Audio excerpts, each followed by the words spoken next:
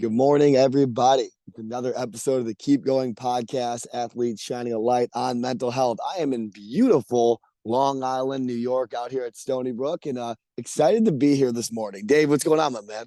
Not much. I am in Colorado, Steamboat Springs, Colorado right now.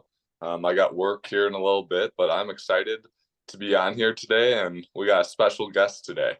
Yes, I'm very excited, and you never know who you're going to meet at mental health events. So, Syerra Rose, I'm going to have you go ahead and introduce yourself. How you doing today? Hi, I'm doing great. Like you said, my name's Syerra Rose, and I'm in Rockford, Illinois, currently in my dining room. I love it. 815, and that backdrop is beautiful. I appreciate you taking time out of your Sunday. Something that we ask our guests all the time is, why do you feel like you're a good fit for our podcast today? Like, why did you talk to me at the event? Why did you say, hey, I got to come on this pod today? I'm gonna be honest. I'll give credit to your mom. Your Yeah. mom was really cool, and I ended up talking to you because she thought that we should connect. What really stirred it all about was, you know, just being at the suicide walk, prevention walk, should say. Mm-hmm. And connecting with your mom on just a Wellness Wednesday event that we have at the college with a guy named Kevin Polkey. And Shout him out. Shout him out. mm-hmm. Yeah, so that's how that happened, really. Just one thing led to another. She added you to an email that she requested to see the notes I took at that Wellness Wednesday, sent them over. She's like, you know what, you should talk to my son. I was like, okay.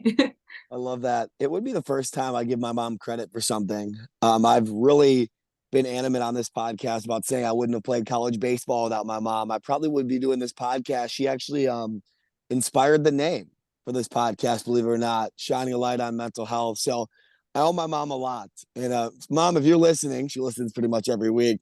We love you. We appreciate you for connecting us today. Dave, what do you got here, my man? Rock Valley connection again, huh? Rock Valley. I did not know that connection that you guys connected at the walk. That's great to hear. Yeah.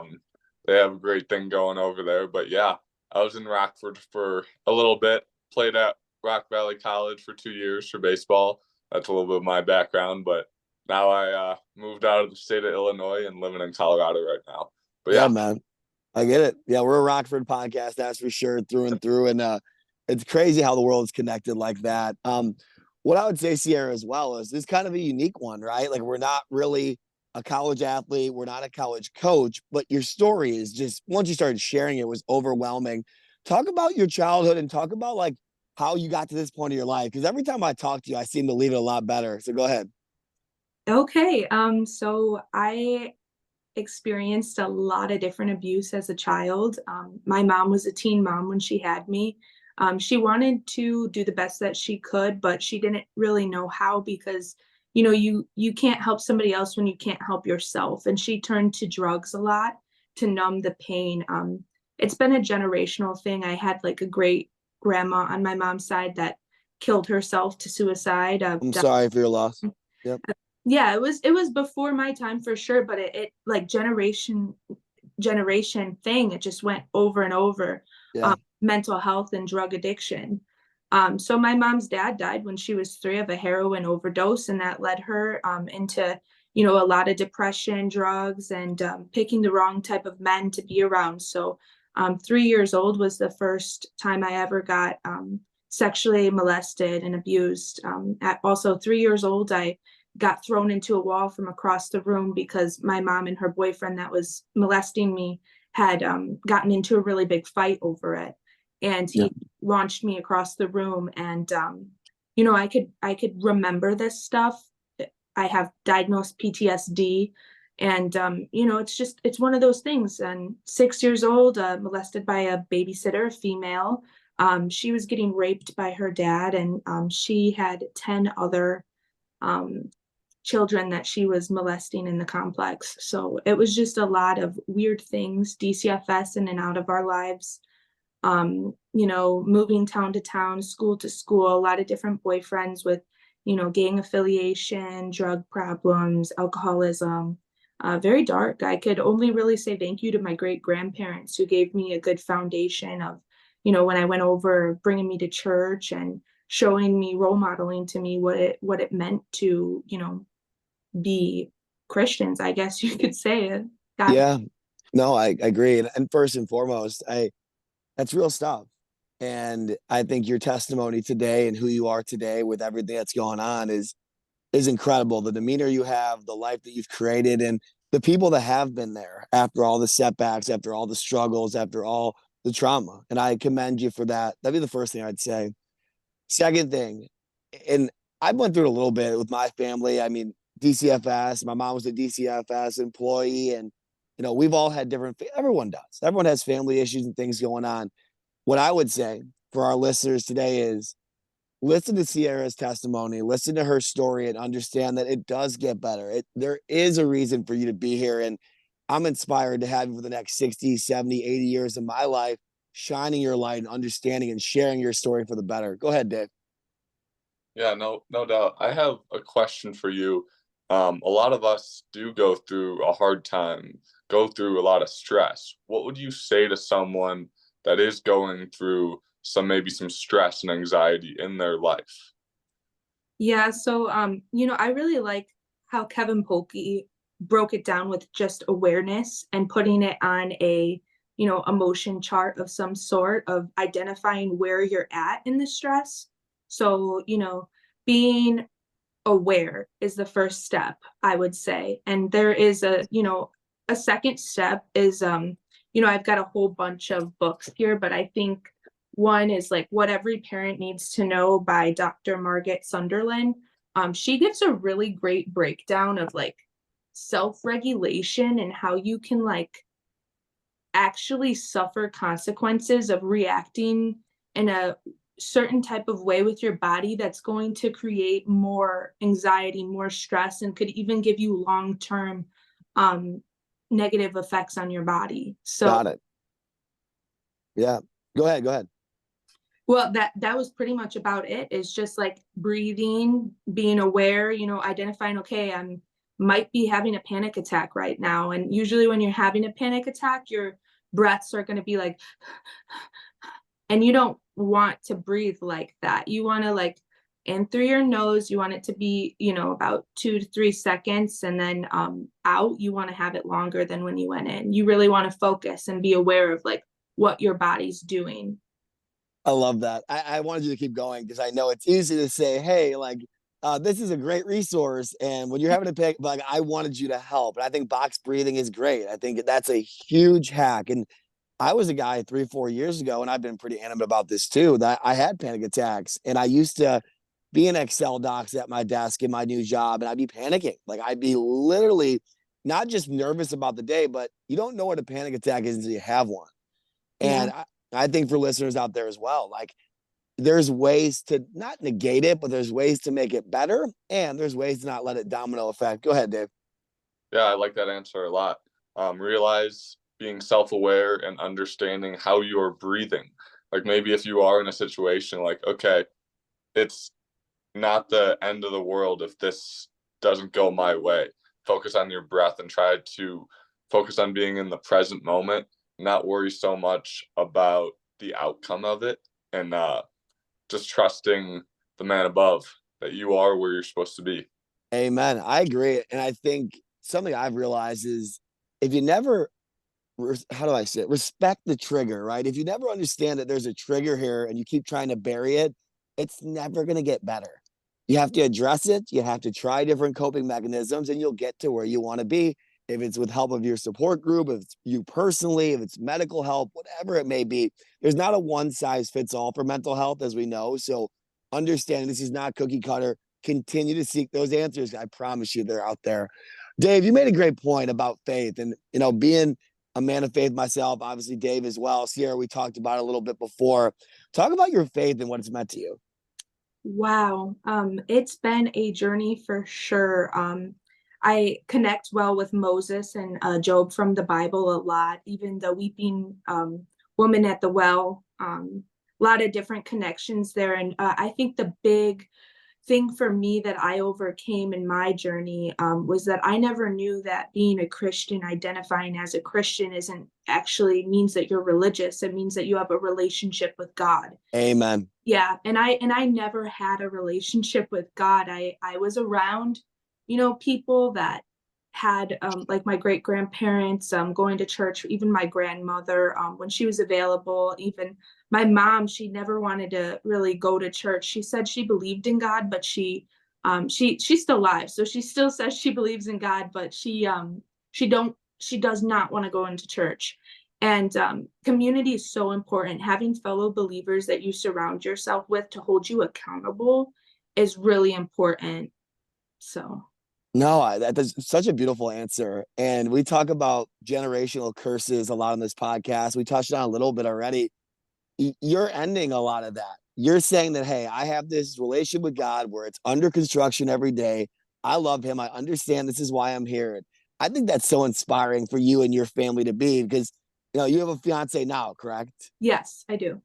Talk about him, because I can just tell in your family how big Christ is going to be and how big your faith is. Well, we've gone through a lot of trials and tribulations, for sure. Like even just, being in a relationship is really difficult in general for me. It always has been, because I've been at war with myself so heavy at times, and it's hard to feel like other people truly do understand, or I can connect with them or have a good, life with them. So sometimes I'll isolate and not want to open up and run away. I'm like, I could be the definition of maybe a runaway wife at times. Right, right. That was the door for me, was like, I don't trust you. I don't want to stay here with you. I want to leave. I want to run. I don't think you're going to treat me good, causing a lot of issues to occur because of that PTSD, a lot of triggers. And but we've been overcoming that, and no matter what, he's taught me what unconditional love is really, and bringing me to church. I mean, I had stepped away from God and went down a really hard path after I lost the baby at 7 months pregnant with my previous engagement that I was in, the father of my daughter that I have. So he kind of brought me back to earth a little bit, because I did go through a clinical psychosis. So right. And that's completely understood and justified, right? Like when you go through the trauma that you had, and then obviously the setback with your baby, and then like, I don't know, it starts spiraling out of control. I'm going to kick it to Dave in a second, but he asked kind of a question about this earlier. When all this was going on, you obviously lean on your people, you do what you can, medically, if it's prescription medication, if it's whatever it may be, coping mechanisms. If you have a person on the pod today listening, going through this stuff, it's starting to spiral, it's a tornado of different emotions, what would you tell them? Wow, it's okay to be angry at God. He hears you. So even if you're screaming and crying at him, telling him, tossing at him, telling him, why me? And even being the victim, the biggest victim in the world, as you could say, know for one that you could be a victor. You don't have to be a victim. You're not who you are because of what you went through. You are who you are despite what you've been through. I had a mentor tell me that. And it's really good to just, scream at God sometimes and end it with, in Jesus' name, amen. Like, you don't gotta even everyone's relationship's different. You could even write letters to God, but I think the first thing is just leaning in towards Christ, even if it's negative. Even if it's negative, he still hears you. He understands that, you should never deny Christ, deny God. You should always lean in. That's amazing. There's a bunch of parables and a bunch of scripture about it, but like, God doesn't celebrate the 99. He celebrates the one that comes back and believes again. And that's what we celebrate. And I think if you're on the pod this morning, you're listening, or whatever wherever you're doing on this fine Sunday, like, understand you can always come back and this life goes on and you can really make an impact. Go ahead, Dave. Yeah, having a relationship with God, no matter how you feel, is important. Talk a little bit about maybe like a small change that someone can make to improve their mental well-being. Reading and writing. Like I said, I brought a lot of books today. I was impressed. Yeah, I was impressed by you. What, you have 9 books in front of you? If my memory plays pure. Yeah. Yeah. Go ahead. Yeah, the first one that I showed you is probably the one that I've been taking the longest time to read, but have been doing the most with, because I know that, people listening can't see, but just like on every single page, there's like specific writing on the book. I So love that. Can you share a passage out of there? And for the listeners, we do have a YouTube. If you guys didn't know, get on there and see Syerra. She's got 9 books in front of her, and David Mitchell is the most handsome guy I've ever seen. So please jump on the YouTube. Go ahead, Syerra. okay. For example, it was really hard losing my great grandma and grandpa. So this is a little letter that I wrote in the book because it reminded me of what they did for me. So I had more questions I wanted to get answered. So I said, "Dear Grandma and Grandpa, Nancy and John, how was it growing up? Did you two have a lot of marital issues in the beginning? How did you make it work for so long? Grandma, what did you usually do on your free time when the kids were young? Did you and Papa always love to garden? Did you always watch the birds? When did you start getting bird feeders? When did you two start your daily walks to the park together? When did you get your first family dog and why? I miss you both so much. I really do. I hope to see you again soon. XOXO, love, Syerra." Goodness. Yeah. So that's powerful. I'm a big believer in writing letters to yourself and gratitude journaling and writing letters to people that you might have not had those conversations with. I think it's very powerful, and I appreciate you sharing today. I think it's a nice segue. We ask this question every week, and we've had some amazing people come on here. Talk about your keep going moment and why you're here today as well. Okay, keep going moment is when I realized that it was like all reversible. Like this book really does break down the science behind it. And I really like that there's a nervous system that we have in our body, and we have the parasympathetic system and the sympathetic system. Parasympathetic is like the rest and digest, I believe, and sympathetic is the fight or flight response that you're going to have. And with those two systems, it's important to know that every single interaction that you have is going to activate one or the other. And my keep going moment was when I saw in this book that not only learned about the different systems and how they, interact with each other, what chemicals we release in our brain when we have certain emotions, the fact that there is a scale of frequencies of emotions from 700 to like 15, and up at 700 is enlightenment. And that's like a really nice, good vibe, you could say, because, I love it. Love the vibes. Love the vibes. Yeah, because you know how hippies always say, "Well, I don't like your vibe, bro." Yes. And yeah, that's because like hippies strive for like peace and love, which is pretty high up on the scale. So you're going to attract, what you put out there. So if you're constantly on this higher level of emotions that you can't see it, but you can actually feel it. There's an aura in the room, and it's scientific. It's not made up. How you present yourself and how you carry yourself, the things that you're thinking in your head are actually going to impact others around you. And I think that that's important because not only does it impact the current present right now, but it can also impact the genes that you're going to pass on to your kids. And that's crazy. That is extremely well spoken. Yeah, I'm trying to find it because there's a name for it. It's called like generational something here. Yeah, Dave, what do you got on that? Unlayer that for me. That is one of the best keep going moments I've ever heard on this show. Yeah, I agree. That is unbelievable. Yes. I'm still trying to wrap my head around that moment. What's the book called? It's called What Every Parent Needs to Know, A Psychologist's Guide to Raising Happy, Nurtured Children by Dr. Margaret Sunderland. And well, shout out to Mr. and Mrs. Sunderland, because that is incredible. And Syerra, the way you broke that down so simply, how many pages is that book? It's so funny because there's like pretty much 300 pages, and in the back it's got a really nice like reference thing to where you could like actually look back into the book for specific keywords, and it's a great book. I mean, no, we appreciate you, and we appreciate that answer, because that was good stuff, because it's not about, and I always say this, right? I use Derrick Rose. He's a former Bulls point guard as a reference all the time. You can be that victim. You've had every reason to be that victim. No one would blame you. That's the thing. Like, no one would blame you for everything you've gone through. Yeah. Or you could rise above it and kind of rise from the ashes and grow from Derrick Rose. Always, like, you see that picture all the time. He grows from like the gravel and a rose comes up like in the middle of nowhere.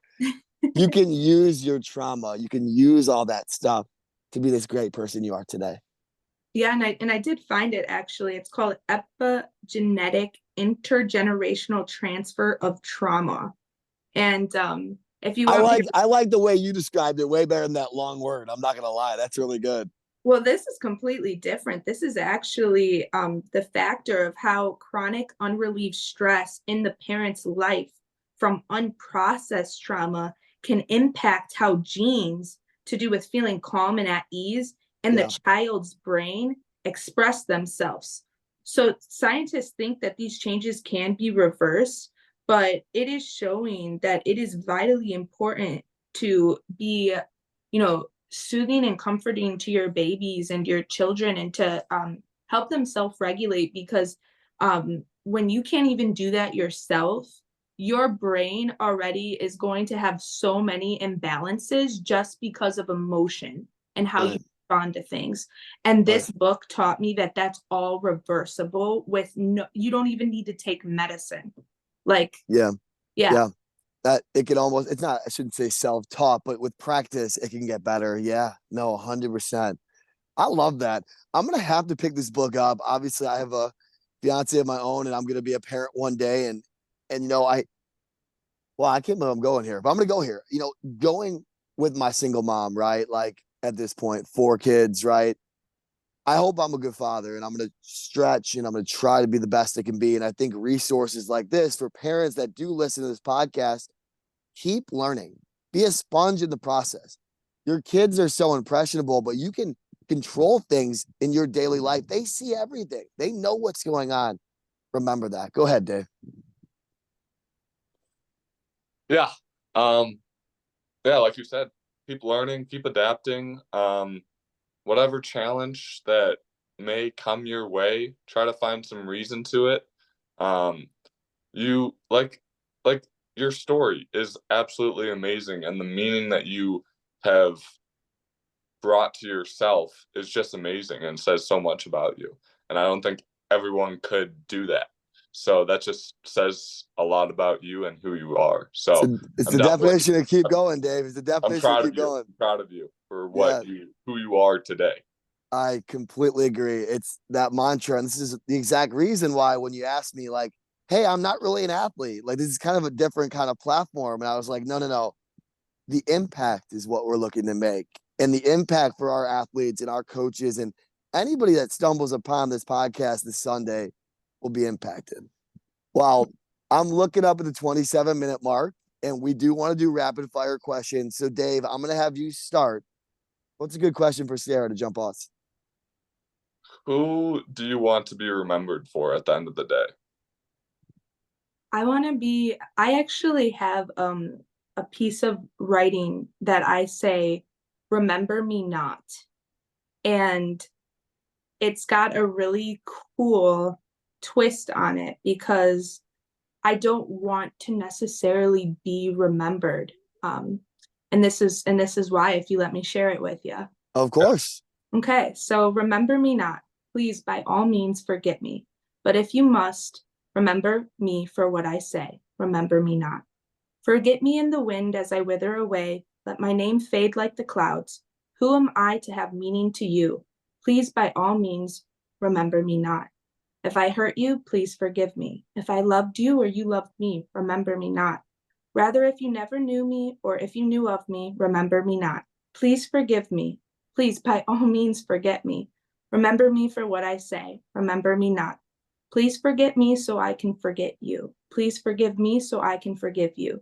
Forgive or forget, but still I remain. Here on this earth my body stays. If you must remember, remember what I say. You can forget me and I will forget you. You can forgive me and I will forgive you. Note to reader. I'm not afraid to say I've made plenty of mistakes. I've hurt people and have been hurt by many. My time here is limited and the clock has been ticking. Death is inevitable, and one day our lives will be over. It's not good to be bitter and angry. Please, by all means, forget me and forgive me. Soon all bodies will wither away and we will fade into time.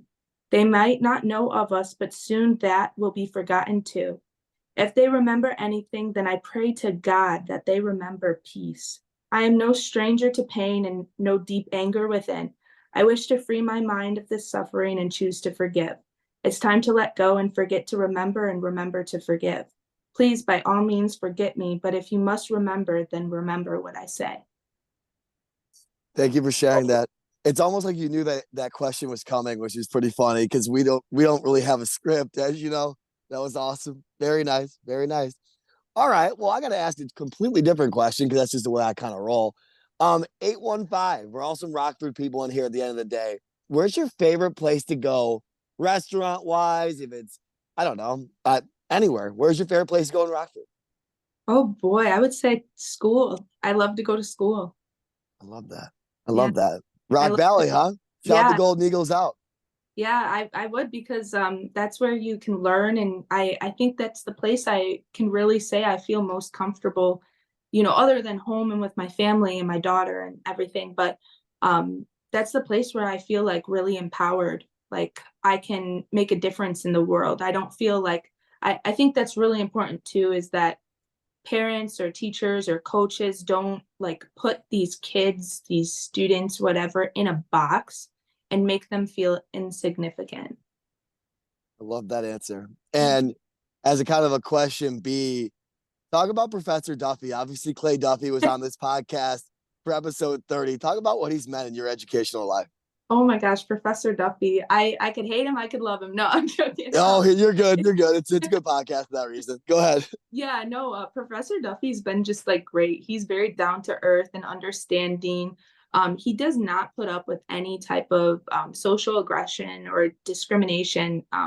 We have had in our class, college campus, there's going to be people of all different ages and ethnicities that attend. And, I think when people come out of high school, they kind of tend to forget that they might be in class with like a 50-year-old man that has his own business and is actually just going to get, some extra classes done and whatnot. And Professor Duffy has like strongly made it clear in his class that he does not tolerate any type of, ageism or, any discrimination of any sort, and that people must show respect and, give everybody the time and understanding to one another, and wants to put down in his environment of his classroom, never be afraid to ask a question, ever. Never be Yeah. afraid to speak. If you have something to say it. I love that. And Clay, and I always talk about how Professor Duffy kind of freaks me out that we call him Professor Duffy now because I just know him as Clay. It's so strong. Like, come as you are, one. And two, if you tell kids or adults that they can't ask questions, they're insecure and they're guarded and they're never authentically themselves. And the fact that Professor Duffy, which is still weird for me to say, allows you to come as you are and allows you to go in there with that mindset of, hey, anybody can be anybody they want to be. That's so strong. And I'm proud of him. And I appreciate you sharing that. Dave, fire away one more. All right. Yeah. Where do you find some peace and happiness in your life currently? Great question. Well, I would say, my mind's really dark and ugly sometimes. I don't know if you ever heard of Edgar Allan Poe before, but he is so dark and morbid. And I have to find like a happy medium of like journaling to myself, my solitude, as well as like, being a part of community, church, God, praying, reading the Bible. And I would say my happy place is equally at home and at church.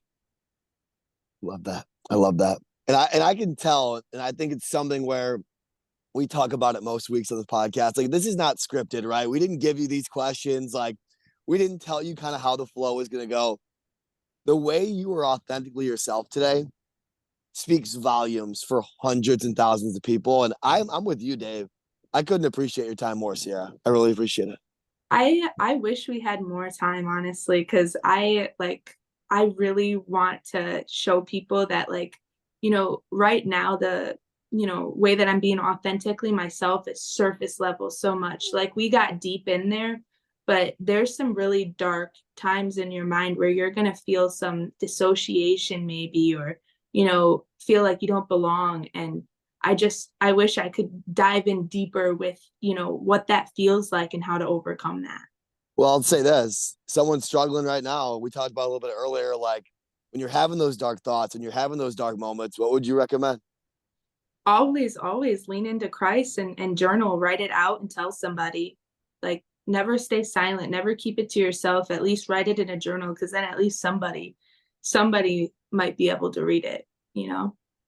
I love it. Thank you for sharing that. Thank you for being here today. Dave, anything to cap us off before we get out of here? No, thank you for coming on here, taking your time. Your story is very unique and powerful to so many people. And I think you're going to impact so many people throughout your story and your life. So thank you for coming on. I know you've impacted us in a different way today. I would completely double that. And Syerra, anytime that you're involved in a community event, or, if it's another NAMI walk or whatever it is, please let me know. I want to be a friend to you, and I want to be a resource and a reference, because I think you're a beautiful human being, and I appreciate your time today. Thank you. Appreciate that.